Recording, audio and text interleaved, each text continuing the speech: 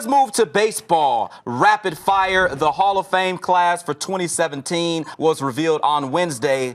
We want to do a way too early look. Emphasis on way too early These look. are always fun. At major leaguers who debuted in 2015 and assessed their chances at the Hall of Fame. We start with the Cubs third baseman, Kris Bryant.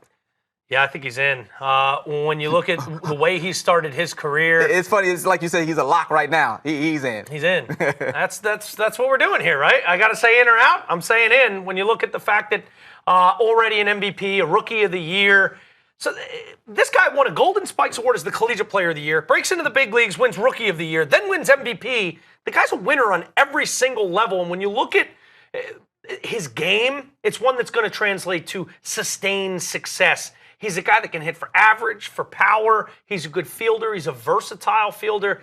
I think one day he's going to have a plaque in Cooperstown. Makes it look so easy. Yeah, I agree effortless. with you on Kris Bryant. Dodgers shortstop Corey Seager.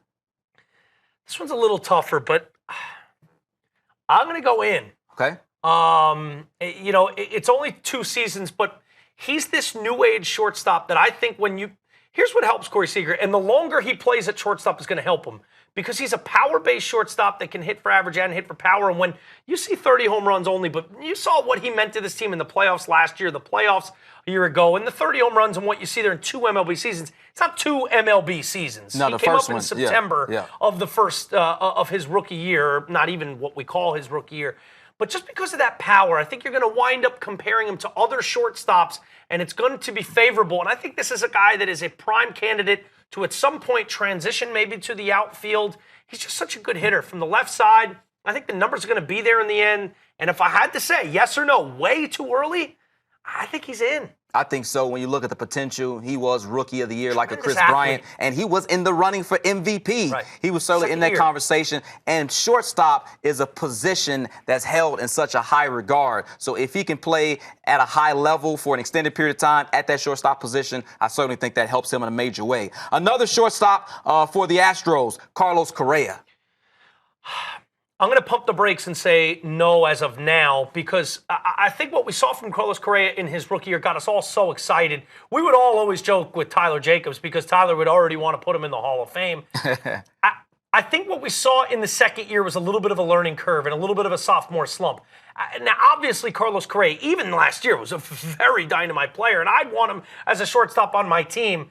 But I think everything we've seen from Kris Bryant, everything we've seen from Seager at this point, has been just all systems go, A+ across the board. With that second year from Carlos Correa, it kind of came back down to earth a little bit, and you saw the human side of someone who looked superhuman in his rookie year. That I think this is going to be a guy that, when it's all said and done, is a Hall of Very Good. I think he's going to wind up a multiple-time All-Star. I think he's going to wind up going down as a very, very solid player and someone who has great success in this game for a long time. But I just don't think it gets him to Cooperstown. That's the early indication I have based on what I saw this past season compared to what I saw right out of the gates, which was so remarkable. It kind of fell back down to earth to the point where I think maybe he's just going to be a really solid player that's not Hall of Fame material. Let's stay with that position, and we move over to the Cleveland Indians, Francisco Lindor. Man, I'm going to put him in. Wow. This kid just has it.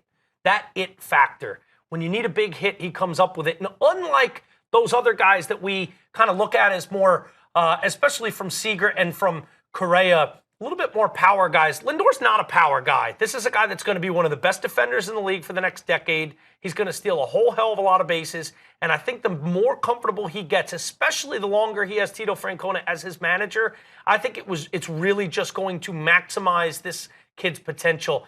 He's got star written all over him, and he was a big reason the Indians, with all their injuries, continued to win and continued to move on through the playoffs and into the Fall Classic.